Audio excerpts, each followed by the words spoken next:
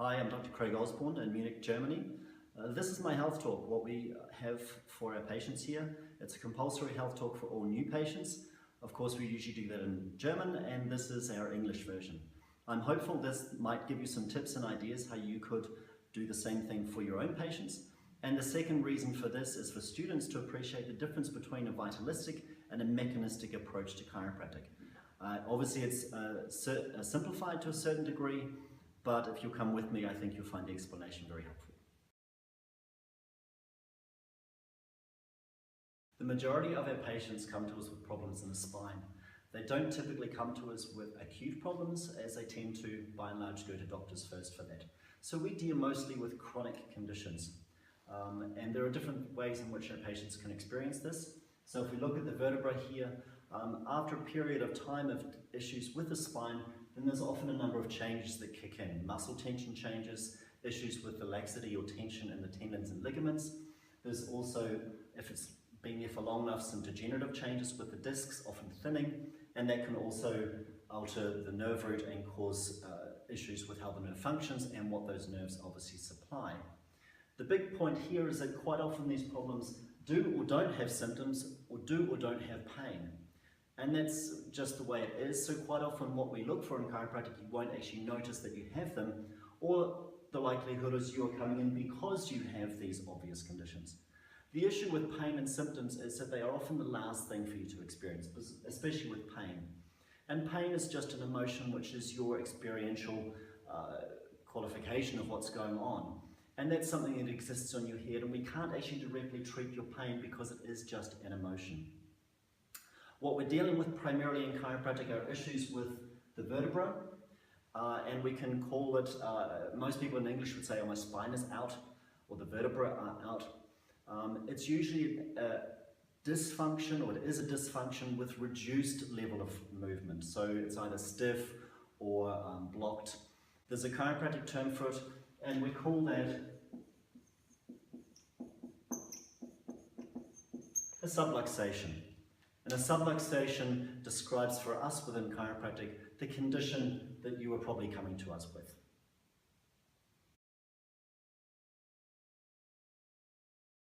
The question is, what's the cause of your condition? Because if all you receive is treatment for the symptoms, then the problem is always likely to come back. And we can group the causes into three main areas. We've got chemical stresses, physical stresses, and psychological stresses. Reasonably simple to get some examples here with the chemical things. It's perhaps smoking, it's pesticides in the food, it's bad air quality around you.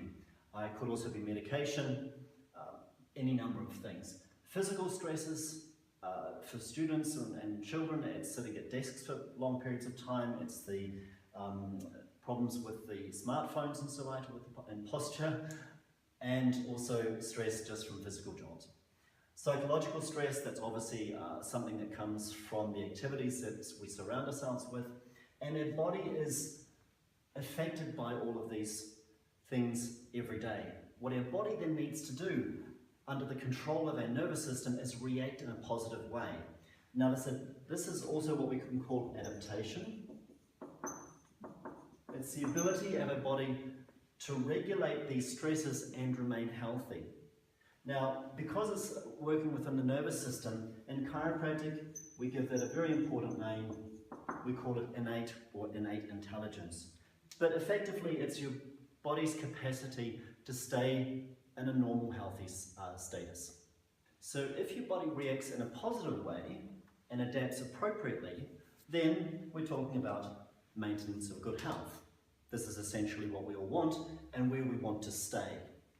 If, of course, your stresses through the day are always bad, then you're not going to be here, and the reason that you're coming to us with symptoms is likely because you're outside of this healthy loop. What occurs too often is that our adaptation, or the ability for our nervous system to react appropriately, is not correct, and that leaves us in a state of stress. Now, what we're talking about here is the fight or flight reaction. It's this level of stress and preparedness to protect our livingness, if you like, so that we don't die. We're talking Africa on the plains with a lion behind us. But it's also the state that we keep ourselves in when we think about our family, when we think about our bills that we have to pay, perhaps the exam that's coming up on the next day. This is a state that most of us are already in. And most of our patients who come to us will never say to us, I'm relaxed. There'll always be some level of stress. Now, when you're in this state, your body doesn't function the way it should, because there are a number of functions which are not so important when you are stressed out. And some of those functions include not really needing to have a child. Now, this affects men and women, and there are a lot of couples that have issues with getting pregnant in these days. Obviously, if you're stressed, thinking about your level of sleep, your level of sleep is going to be an issue.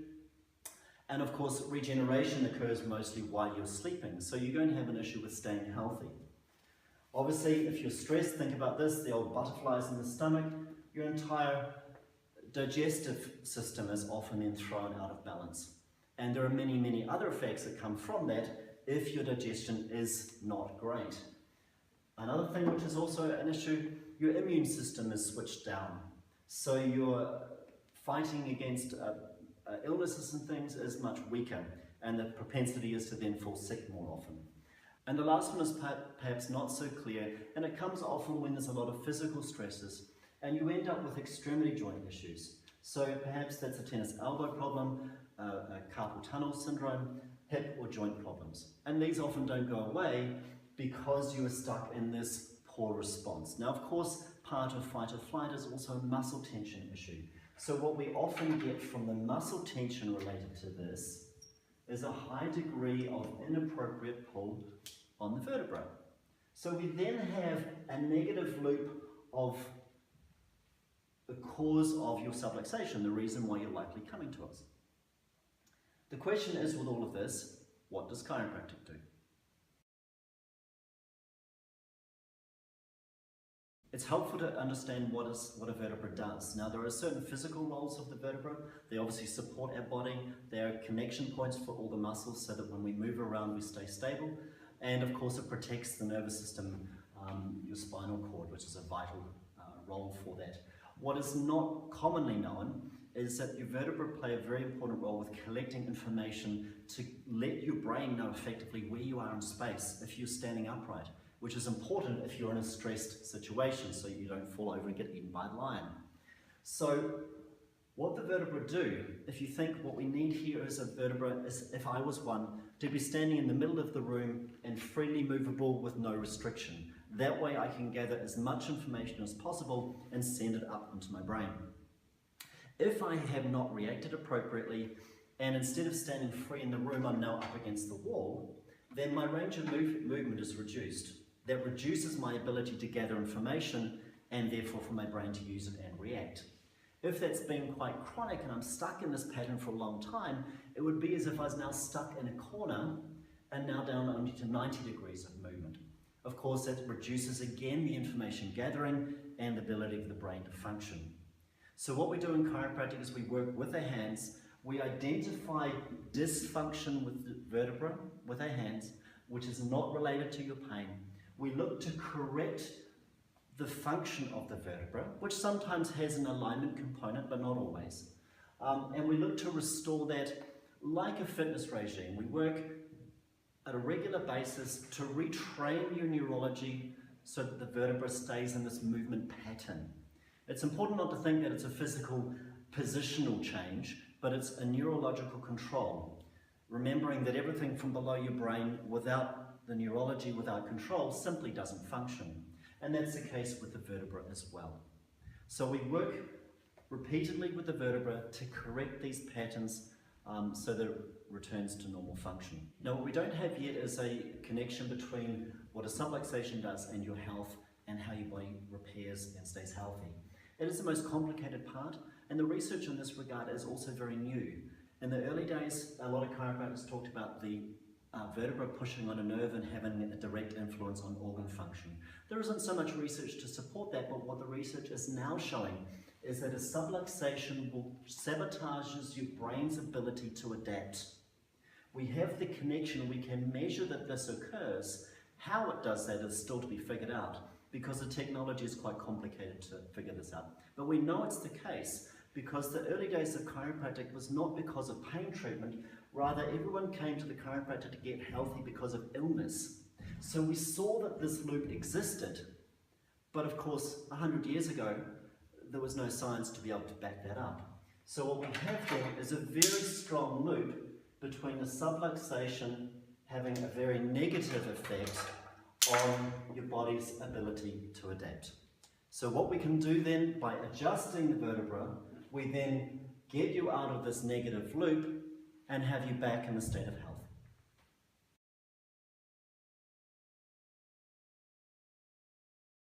Now students, this is the point that you're probably missing in your classes. You've been told firstly that philosophically chiropractic is just a bone on nerve, but we know scientifically that's probably not the case. Maybe we'll discover that otherwise in the future, but as it stands, that message, bone on nerve, has no backup. Which also means if you're ignoring the history, you're also ignoring the fact that most people, well, you stand as a chiropractic student today not because of pain treatment, rather because chiropractic became famous because of people getting better through illness. Now this connection, you're probably being told to ignore this. This is the research that Heidi Hovig is doing in New Zealand. And if you happen to be ignoring that, then it's not a very scientific approach. If you are interested to discover what vitalistic chiropractic is, you need to pay attention to this to appreciate that this exists. Because you can use different words here. You could use a stuck joint or a facet joint impingement or restriction if you like. You might choose not to use innate here, but it is adaptation, it is homeostasis. So don't get stuck on the choice of words that we use here, but appreciate that everything on this board you've learned as basic physiology and science. This also exists because we've seen it and we can measure it. So I implore you, pay some attention to the research that's coming from Heidi Hovig's work and appreciate what this is. Then go and meet some of our chiropractors within the Chiropractic Alliance and discover how this works in practice.